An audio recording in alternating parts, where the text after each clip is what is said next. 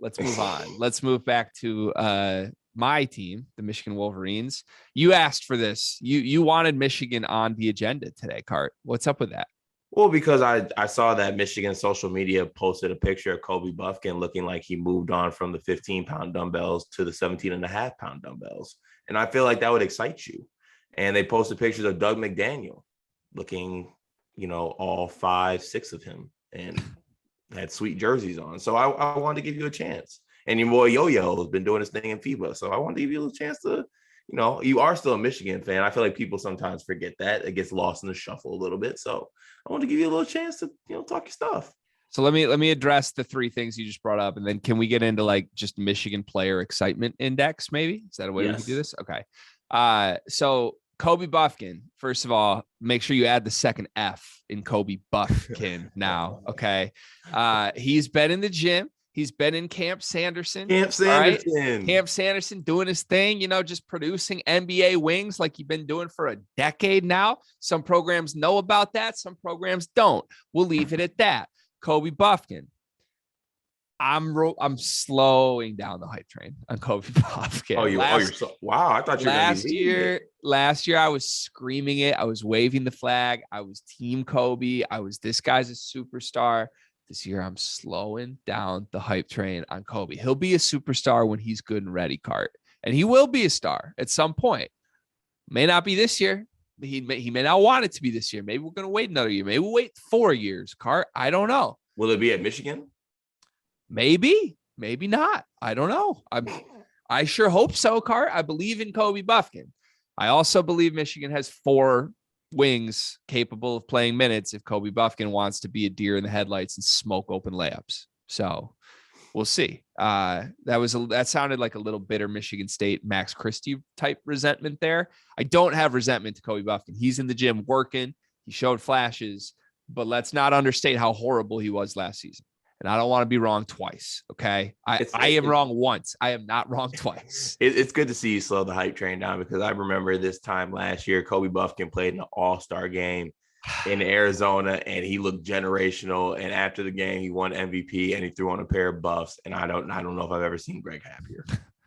I mean, everything about Kobe Bufkin is like manufactured in a lab for me to love, except for when you watch him play Division I basketball. So I'm hoping that and that's the most important part. He also, like, in his defense, Cart, he was 17 last year, I believe, like for a stretch of the season, just turned 18. Like he's talking about reclassifying. The kid's young. So I do think like if there's the game's going to slow down for somebody, guy, it is Kobe.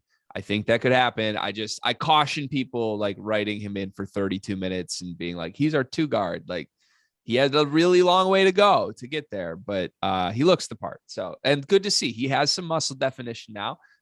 Proud of you, Kobe. I see you working. Let's move on. Who was number 2? Oh, Doug McDaniel. Talk about a guy I'm not worried about. Doug McDaniel. First of all, his name is Doug McDaniel with no O in the Doug. I'm talking D-U-G, Doug. Like, if we want to already go Dougie McBuckets with him, we could.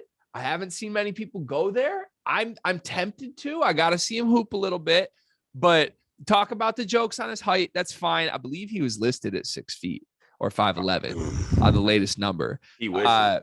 You know how like the quote unquote Spartan dog, the dog in him, Cart, you got the chart where it's like talent on the Y axis and then dog in him on the X axis. I have no idea what Doug McDaniel's talent is. I know what his dog in him meter is through the roof. Okay. The guy's a winner. The guy's tenacious. He's like Tyler Ulis if Tyler Ulis had rabies. I'm excited. Okay. He's a killer. And more importantly, you know how big I am with the eye test. And I don't mean the eye test of how you play basketball. I mean, like I can look at a headshot of you eye test and tell you whether you're a hooper. This kid is the highest ranked Greg Waddell eye test Michigan player in program history. In program history.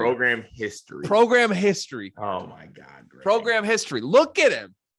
He's wearing number 0. He's short. He's got the braids. He's short. He's wearing an arm sleeve already. And he looks the part. I'm telling you, he looks the part. I don't care that he's short. I don't care that he's short. I don't care. I think, Cart, without seeing this guy play at all, I'm going to say it. This could be Michigan's starting point guard this year. Yeah. Maybe this was a mistake giving you this platform. I'm just saying. I'm also down on Jalen Llewellyn, who's wearing Trey Burke's number. Like, that's not the biggest insult I've ever seen. God. Well, why don't you guys retire it? Michigan's weird about retiring numbers. It's a classic ego Michigan thing. Is it an admissions thing? It could go that route too. Okay, so somewhere between the scale of how excited I am for Kobe Bufkin and Doug McDaniel is where I am with Yo-Yo, who is killing. He just led both teams in scoring. He was the high scorer in their most recent game in FIBA off the bench. He's playing like only 15 minutes a game, but he's scoring double digits, like a lot off residual shit. Like he is making like a 3 or 2 a game, and then he's getting to the rim. He's just doing things smoothly. You can watch the film on it. There are people that are filming and posting these games. I have a really hard time thinking that Khayat is not Michigan's best wing next year, though. And I think like Dylan from Hoops is kind of trying to slow play that. I'm not. Again, this is kind of shots at Kobe Bufkin and Terrence Williams, but like I'm way more confident that Youssef Khayat can play 30 minutes in the Big Ten next year than I am those guys. Ooh, that's an interesting take because I think I put Terrence Williams at 1 for that. Well, Terrence Williams can play the minutes, but will they be good minutes? You know what I mean? Like we know Terrence Williams is a minutes eater. I think he's the most ready to play those minutes. I think he thinks he's the most ready. And I think Jawan thinks he's most ready. He's probably going to play the minutes, but like, yeah. I don't know if they're going to be good minutes is the point. Like Terrence Williams is a guy who can play 35 minutes for you, won't kill you, but you're not a great team if Terrence Williams is like one of your key pieces. And I don't know, like they need somebody on that wing who's like the guy, and it could be Jett Howard. I think it might be Khayat. I really do. I think he's probably like, if you put Kobe Bufkin or Jett or Terrence Williams or Joey Baker, God forbid, in this FIBA event, none of them are doing what Youssef's doing. I disagree with that comment. You're still down on Lebanese basketball. No, it's not. That's not why I'm down on it. I just think that Terrence Williams is a player that has actually like shown that he could play meaningful minutes in Big Ten basketball and impact winning. And I haven't seen that from the other guys yet. I think they have the ability to do so.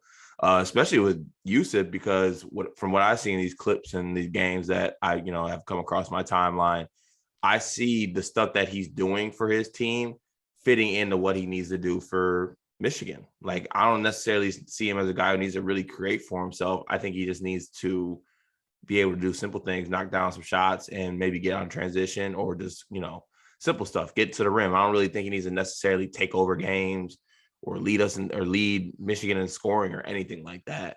Also, I'm completely down on the nickname. Like, when's the last time you've seen someone with a yo-yo? Fair point. But also, like, I mean, what other options do you have as a guy named Youssef? No offense, but like, are we on like YouTube? I don't know. There could have been better planning there. I like yo-yo. I think it's good. Do you have a yo-yo? No. Well, now I do. Youssef, it's my yo-yo. I have him. He's mine. I almost launched my computer. Hunter Dickinson also stayed for the spring term to do Camp Sanderson cart. Just want to throw that out there. Our star. I can't wait for Camp Sanderson Black Magic to come out. They just been juicing players these all couple years. Like everyone thinks Camp Sanderson is just a grind. It's just a bunch of PEDs. You're just jealous, man. I mean, it is what it is. Like if we could have put you and I in Camp Sanderson years ago, we are probably a much more successful podcast. I don't really know about that. What'd you say? You said it's about the eye test in the podcast game too, right? That is TikTok true. Numbers up. That is true. Camp Sanderson would do us good. They got a podcasting like summer program that we can enter. Let's do it. So final excitement index rankings for Michigan players for me. Officially 1A, Doug McDaniel. 1B, Hunter Dickinson. 2, Youssef Khayat. 3, Jett Howard. 4, I don't really like anybody else. I'm gonna stop there. Four, I guess, is Kobe, and then like I don't want to start ranking Jalen Llewellyn yet. I'm mad at him. I really like Jalen Llewellyn. I don't see it. The latest thing I saw, they went mini golfing, and the whole time Jalen Llewellyn just kept saying very close to the camera, "It's just not my day, I guess." I'm not a fan. I don't like anything about him. Take that Trey Burke 3 off your back, Jalen. Earn something for once.